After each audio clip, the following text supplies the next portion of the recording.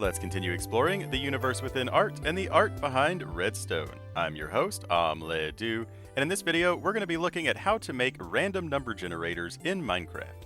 RNG is needed for gambling machines and card shufflers and mini games and all sorts of different things. So we're going to talk about the mechanics that allow randomizers to work, go over the different styles so that you can pick the one that fits your needs the best, and touch on some of the differences between Bedrock and Java. There are four main ways that you can achieve randomness in Minecraft. The main one being droppers. The item that droppers will dispense is random. Then we can tell what type of item was dropped by the dropper by using a comparator. But if we want to avoid signal strength, want a ton of different options, or want those options to all have the same odds, we can use item sorters in order to function as RNG. You can load a bunch of different stuff into a dropper, and then have that dropper randomly put an item through the item sorter to see which specific item was dispensed. Similarly, we can actually use a jukebox as a randomizer, not only for signal strength because all the discs have different signal strength, but also for duration, since all of the songs play for different amounts of time. And last but not least, in Bedrock only, we can abuse that simultaneous piston activations are random in order to create random number generators. But in Java, you can't use pistons, you have to use droppers, item sorters, or jukeboxes. And we're going to start off by talking about Bedrock's piston randomizers. I absolutely love these. So in Bedrock, if you activate multiple pistons simultaneously, the one that actually activates is random. So like in this example, if you use a redstone block, the output will always be active, but will have a 50% chance to change whenever you activate the input. Or if you want it to be a pulse rather than a static on and off, you can use repeaters on a 2-tick delay that are shoving power through a block that is being pushed by the pistons. And best of all, you can link these together in order to increase the number of potential outputs. So like this has 4 potential outputs, all controlled by a single button, each output having a 25% chance to activate. So if the initial randomizer activates the right side, it will then activate the right randomizer, dividing the potential outputs each time. And then you could just keep going. You could have this be 8 or 16 or 32, how many ever outputs you want, and they would all have the same number of odds. And for the 4-way randomizer, this is the most compact way that I have found that you could build it. So this is exactly the same as the one that we just looked at. It has 3 different randomizers. This first one is set 1 block farther apart than the previous example, just to make the redstone run a little bit easier. So the redstone down in that hole will activate the pistons, then the 2 repeaters are trying to shove power through those blocks. So whichever repeater is successful at shoving its power through will determine which of the top 2 randomizers get activated. So both pistons will try to activate simultaneously, and the delayed repeaters will shove the power through, determining which output. We're also using glass as to not pinch the redstone, so that we can work our way up and activate both of the pistons. Now of course there are other ways to make a 4-way randomizer, but I just really like how this one is. It's fairly cheap and you can build it really early on in the game, and then every time you activate it you will get one of the 4 outputs. Now of course, to switch out these lamps for actual redstone outputs, you just place a piece of glass above that hole next to a solid block, place a repeater on the glass and then a dust next to that to split the outputs, so that you can actually carry the redstone to whatever you're trying to activate. And remember that this does not work in Java. Piston RNG only exists in Bedrock. But all of the other designs that we're about to go over work the same no matter what version you are playing. And luckily, there is RNG built into the game in the form of droppers and dispensers. So they tend to be the core foundation of making RNG. You could do something as basic as just shooting an item from a dropper into a container. The item that the dropper chooses to shoot is random with each activation. And since they already dispense a random item, all you would have to do to make a basic number generator is to have a way for it to reset itself. So these droppers are going into each other. There are 5 items in the top and 1 in the bottom. So when we press the button, it shoots the 1 item from the bottom dropper into the top. And then when the torch turns back on, it loads one of these 6 items into the bottom one randomly. So this is the easiest way to make something like rollable dice. All 6 of the items have an equal chance of getting loaded into the bottom each time the button is pressed. And when building this, you load up to 8 items in the top dropper and then a single item in the bottom, and it doesn't matter what items you use. If we want to incorporate dropper RNG into a redstone machine, of course we need a way for the game to tell the difference between the items that are being dispensed. And that is where non-stackable items versus stackable items come into play. If you have a comparator looking at the dropper, a stackable item will only give you a signal of 1, where a non-stackable item will give you a signal of 2. We also need a way for the item to return back to its original dropper so that we can activate it yet again. So we can automatically do this by tying in a delayed line that goes back to the second dropper so that it automatically resets the item that was dispensed. So since a non-stackable item in a dropper has a signal strength of 2, that will activate the output. Whereas if we get a stackable item that only has a signal strength of 1, it won't activate the output, but it will reset itself regardless. So with a single stackable and a single non-stackable item in the first dropper, we have a 50% chance of the output activating. And we can change the odds from 50-50 by adding either non-stackable or stackable items. Adding stackable items will decrease the odds of receiving an activation, whereas adding non-stackable items will increase the odds. And if we want the output to be a static on or off rather than a pulse, we can have the resetting feature be part of the input rather than it being a part of the output. So here we have a delayed repeater that will actually load the item into the randomizer, but then we have a non-delayed line that will reset it before the repeater actually activates. Always keep in mind that there are different ways to accomplish the same thing. We can either reset this manually with a button, we can reset it automatically from the output to receive a pulse, or we can automatically reset it from the input to receive a static on or off. And especially for mini games, you can just line these up next to each other. So like this has 5 potential on and offs, each one having a 50-50 chance of activating, but there's 5 of them in total. And so each of these backdroppers has a non-stackable and a stackable item in it, and the front ones are empty. So whenever an item gets loaded from the back ones into the front ones, the comparators in the front will notice the signal strength whether it's a stackable or a non-stackable item. If it's a stackable item, that only has a signal strength of 1, so it won't activate the repeater, but if it's a non-stackable item, that will have a signal strength of 2, so it will activate the corresponding repeater. And since none of these will have a signal strength of 3, they won't activate each other, so like the dust basically isn't even connected. But we need a way to reset it, of course, so just like before, we could use a button, or we could run a delayed line to reset itself after it activates, or we could delay the input, like we just talked about, so that it resets itself whenever you activate it. It's also important to note that this is not a 5-way randomizer. This is 5 2-way randomizers built next to each other. So like the 4-way piston randomizer gives a single thing 4 potential activations, where this gives 5 different things 2 potential activations, either on or off. Also, if you want to add additional stackable items to decrease the odds of it activating, be sure that they are different items that do not stack. The dropper randomly chooses one of the slots, so having a single stackable item as opposed to a full stack of that stackable item doesn't actually make any difference whatsoever. Now, all of the dropper designs that we've looked at so far have only had 2 potential outputs, either a 1 or a 2, either on or off. Even the last one we looked at that had 5 different randomizers, each randomizer only has on or off, whereas like the piston randomizer that we looked at earlier has 4 potential outputs. And so you can do the same thing and get more potential outputs from a dropper, but you will need to ping the dropper multiple times so that it will load multiple items into a container. We can use an observer looking at a button, so the observer will activate when the button is pressed and when the button becomes unpressed. And the signal strength difference will only happen if it loads multiple non-stackable items. Even if it loaded 9 stackable items, it would still have a signal strength of 1. Whereas the signal will go up for every non-stackable item that ends up in the container.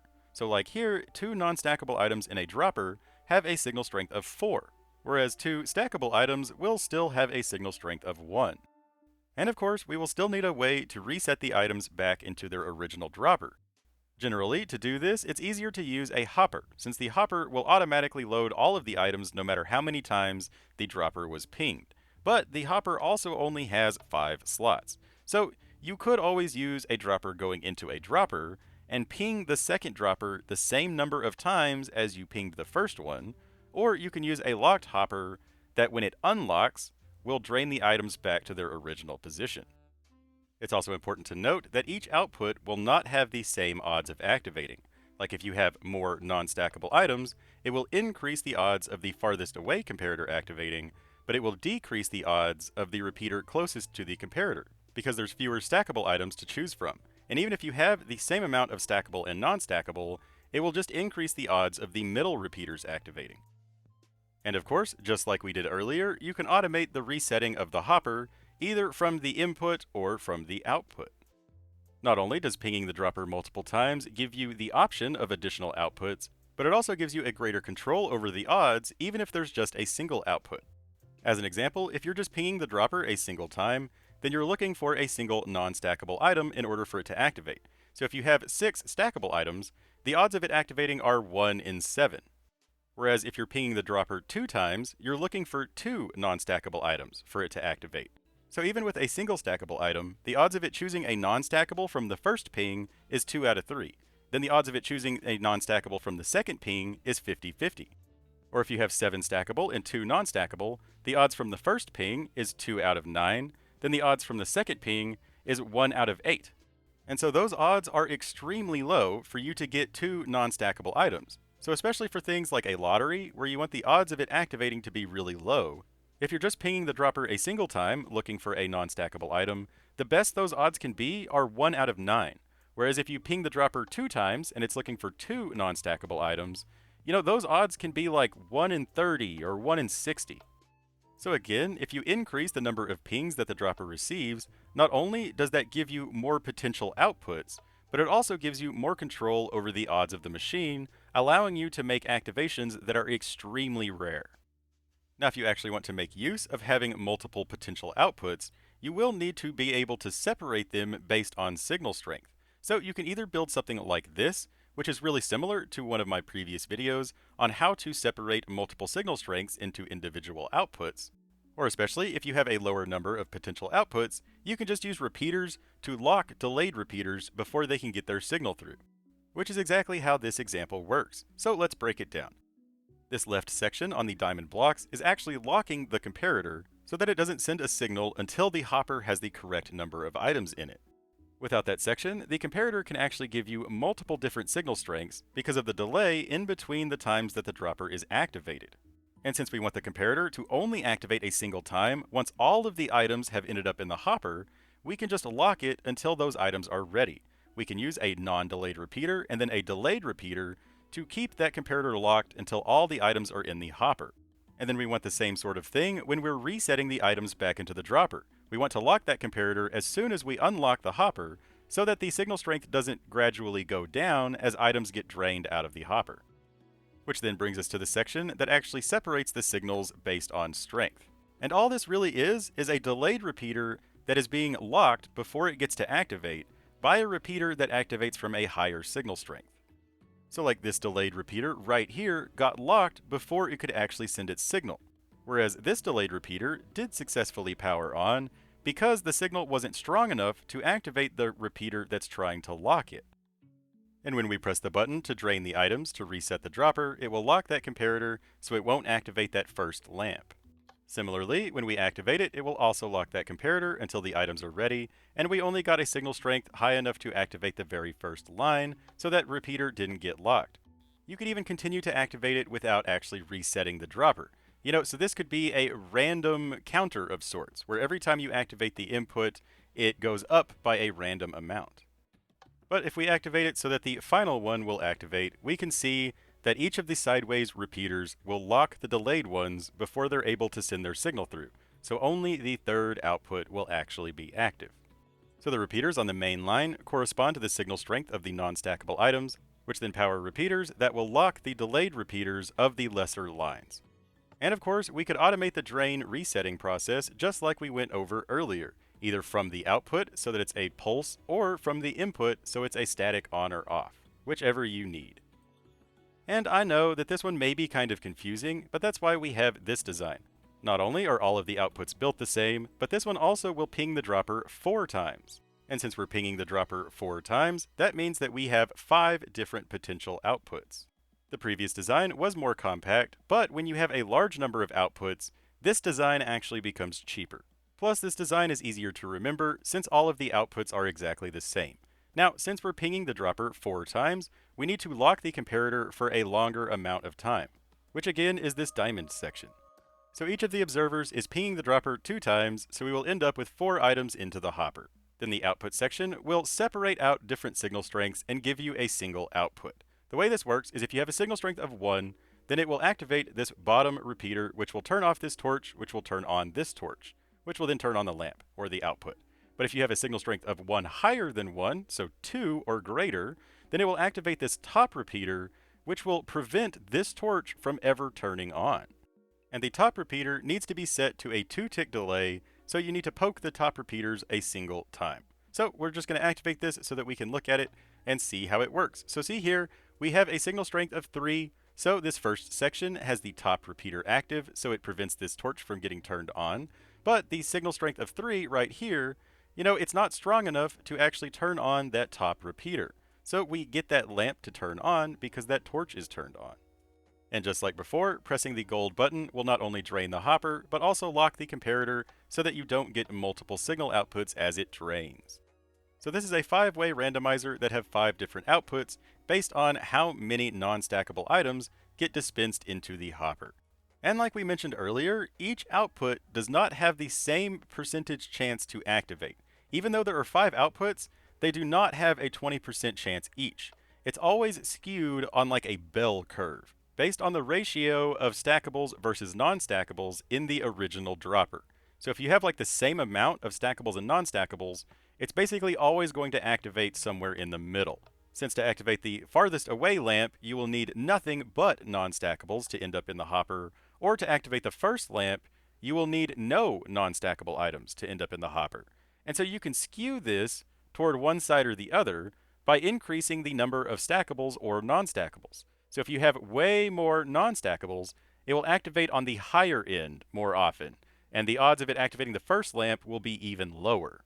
And this is a limitation or a feature when you're using Sorter RNG. Having your odds be based on a bell curve rather than a flat percentage doesn't work for things like dice.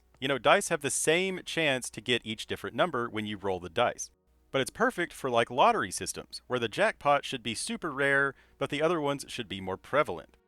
So to make something like dice that have a flat percentage, you can use item sorters as your RNG. And all this is an item sorter. You can use any style of item sorter, overflow or non-overflow protected. You pull the signal off of the redstone torch, and then the item being sorted can just be whatever you want it to be. In this case, we're using banners just so that you can actually visually see which one will be active. But you can just use random items. It doesn't matter. So pressing the button will randomly load one of those 6 items into the item sorter, which will then go into the item sorter cell that is looking for that item, which then will cause that torch to flicker, which will then activate the output. And then the item will just come back down to a row of droppers that will reload it back into the main dropper. So right here, the 6 came all the way back to this main dropper right here. And so this is an easy way to make dice. All 6 of these numbers have the same percentage chance of activating, just like a dice has 6 sides. And you could make this as big as you want. And this is very important. When pulling signals off of item sorters, pull that signal off of the redstone torch. Do not pull that signal off of the back redstone. That is not stable, especially in Bedrock, and will sometimes skip an activation. But aside from that, for this design, the items just end up in this front row of hoppers, which then reload the items back into the dropper automatically. And again, you can make this as big as you want to, but at some point, the item will take so long to travel through the hoppers that you might want to switch it for a minecart loader, just to shorten the activation time.